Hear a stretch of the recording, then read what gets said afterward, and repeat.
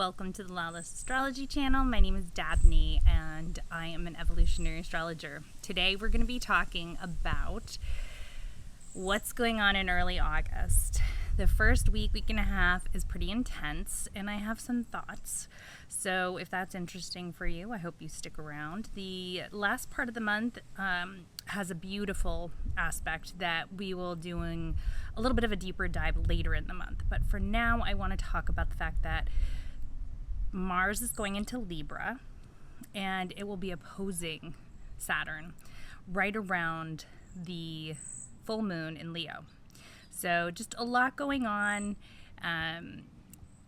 It would be silly of me to say, get ready, buckle up, more news coming out, bumpy ride, because it's just like, it's been like that for how long now. So I'm not going to say that. I am going to give you a parable to help bring this energy and ground it and maybe give you food for thought on how you can use it in your own life, how it may play out on a world stage. So that is what we're going to be talking about here. If you're interested, please stick around.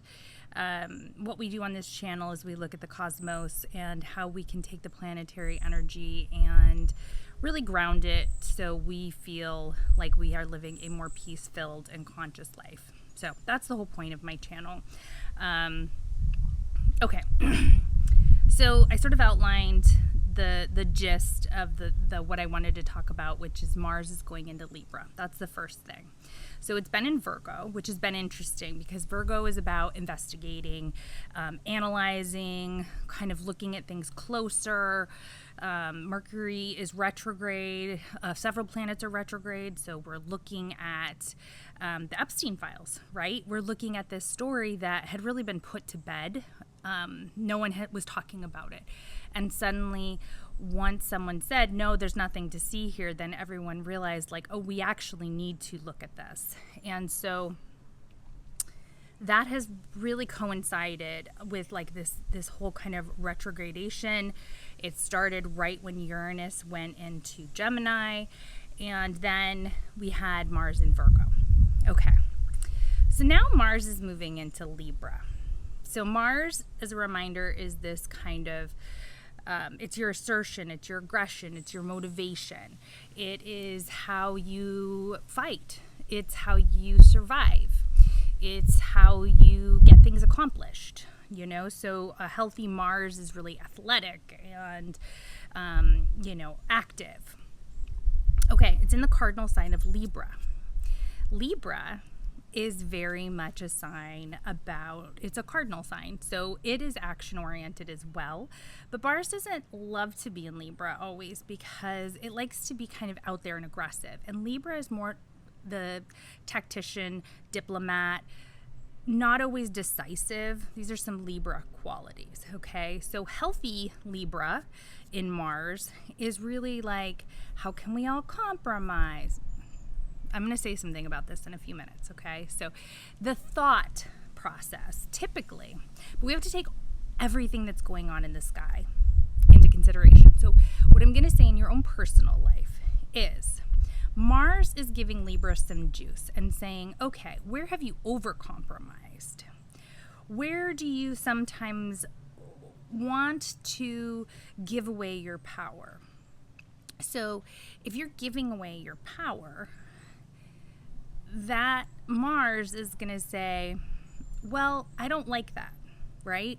So there is a diplomatic solution. And when I say diplomatic, again, it doesn't mean like roll over and just give away the farm. What it means is you have to be strategic. And sometimes that is not as obvious. But you have to really think through the end game, the end goal. Okay, so there is Libra. Libra is always, so, here in your personal life, I can say things like, it's a great time to redecorate the house and buy a new wardrobe and, kind of consider how you might want to, put some extra energy into beautifying things. Okay, so there's all that.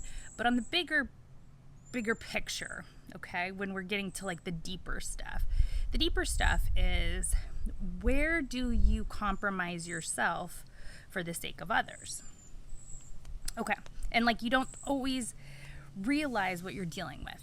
Okay. So the next thing is we're going to have a little later in like by mid-month or earlier in the month, actually within the first week, but not like, the first few days of August, but sorry, I don't have the date. I can put it in the show notes. That Mars is going to oppose Saturn. Now, Mars and Saturn is a tough one because we've got what are traditionally called the malefics. I don't really do traditional astrology, so I don't think of it in those terms so much, but they are both challenging in their own right. When you're having a Saturn transit. So Mars is saying, I want to get things done. Let's move forward. But it's in the sign of Libra. And then we've got Saturn, which is like, we need to slow things down. We need to look at this more carefully.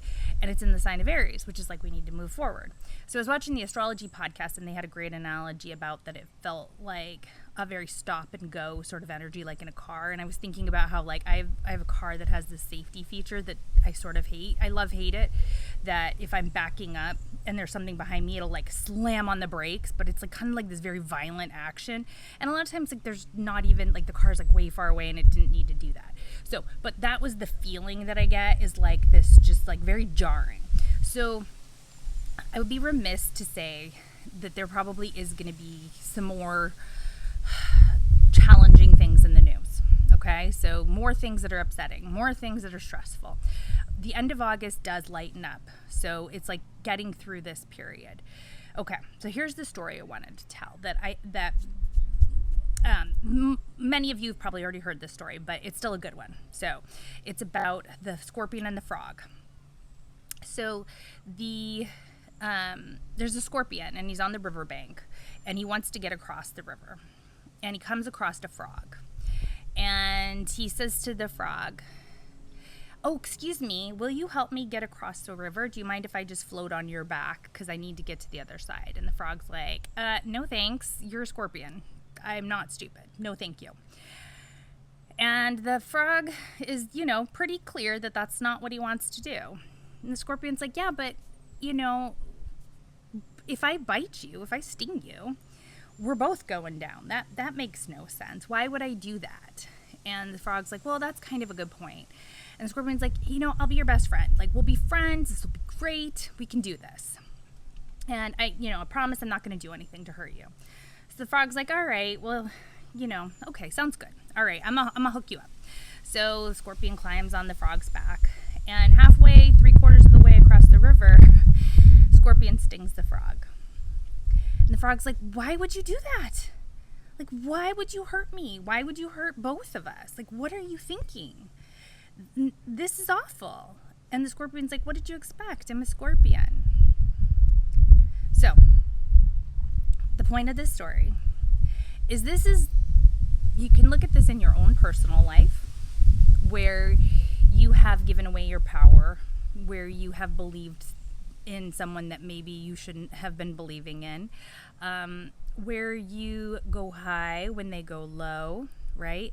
Where you believe that there is this kind of higher moral ground that you can take, where you're the better person, or you're going to get them to like you, or whatever the reasoning is, that we go against our gut and we do the thing that ultimately will hurt us. And I thought about this time when I was in middle school, and there was this kid that used to bully me, who's such a jerk, right? And he asked if he could borrow a pen. And it was like, I had a really nice pen. Stupid middle school stuff, right? And I was like, I don't want to give it to this guy. He's a mean person. But at the same time, he's being nice to me. And he's like, "Yeah, I promise I'll bring it back." And I'm like, "Okay, but I really like this pen, so please bring it back, okay? I promise. I promise that I'm going to bring it back." And then he had to go to study hall or something like that. And anyway, he comes back, and I'm like, "Where's my pen?" And he's like, "I don't have your pen. I lost it. I don't know where it is." That's the exact same story, right? Oh, I already knew who this person was. Okay, so with Mars in Libra, there's a part of me that wants to say, if you are Regina George, if you are a bully, if you're a mean person, you may have to realize with the opposition of Saturn that there's going to be consequences for that behavior. But if you are somebody who, gives away your power, Democrats, to people that have proven time and again that they are unworthy of your olive branch, of your, being nice and niceties and getting along and politeness and not, remember like the last time, like there's going to be another government shutdown conversation coming up, right? Like, when are we going to fight back? And that's when I would say Mars in Libra is an opportunity for you to find your inner Regina George, your inner person that, really is sick of it and isn't going to take it anymore. So I open up, a story today, and there's Gavin Newsom, and they're gerrymandering Texas, like severely, and it's so egregious, and like all the states that are severely gerrymandered are all red states, and so Gavin Newsom's like, it's on, like, and so Vance has a tweet out that says, how egregious it is that California is considering gerrymandering, because we have like a independent panel in California, and Gavin Newsom was like, try again, dum-dum, and it was like, why don't you ask Texas, dum-dum? And then he's got like a picture of JD Vance with like a dum-dum lollipop. Okay, that's the sort of energy I'm talking about, is like, this is an opportunity for those that don't typically fight back to kind of like look and be like, oh, am I going to fall for this again? Because there is going to be consequences for everybody if you fall for it again and you give the Scorpion a ride across the river. And I would argue we've been doing that for quite some time. So there's an opportunity here to do things differently, but it's going to be uncomfortable. It's going to be painful. Now, if you're somebody that often like is very strategic and like finds a way to get your way, there may be some consequences for that, especially with the full moon in Leo, because it's a pretty dramatic day, and I believe that's on the 9th of August.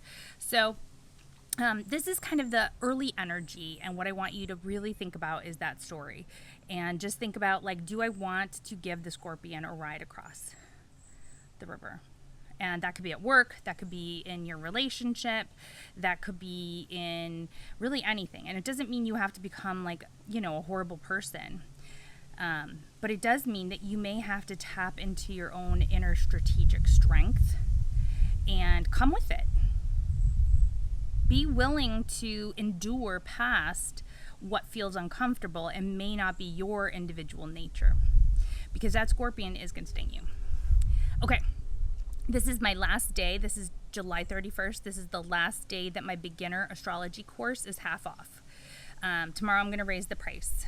Maybe it'll be on like the 2nd, but you only have like 48 hours. I'll probably do it on the 2nd because why not? Because I'm doing this video and I want you to be able to see it. So my beginner astrology course, absolute beginners. Like, you don't have to know very much or anything about astrology. You just have to like astrology and want to learn a little bit about how to read your own chart. $39. It's all pre-recorded. There are no lives with this. If you want to do it when there's going to be a live session, we're going to do that later. I'm going to relaunch it with some live sessions in the winter before I launch the transits class. Okay. So there's that. Then the other thing is, I'm putting a link below for the Astrology Rising Zeitgeist Summit with Radiant Astrology. It's free, and it is August 8th through the 10th, and I am giving a talk about technology, and is that going to lead to our destruction, but what does the astrology say about it? But it's got like 20 amazing astrologers, many of them I know you know, and it's going to be, like I said, it's free. If you want to purchase the recordings, they're pretty affordable, and there's going to be some live sessions as well with those who purchase the package, but it's free if you want to do it for free. So I'm putting the link for that below too. So beginning of the month, maybe a bit rocky, but there's some nice stuff coming up at the second half of the month, and we'll explore that a little bit deeper. Please excuse I'm not in my normal environment, but there's a reason and a season for it all. Please like, subscribe, and share, and The universe is conspiring to help you. Till next time, stargazers.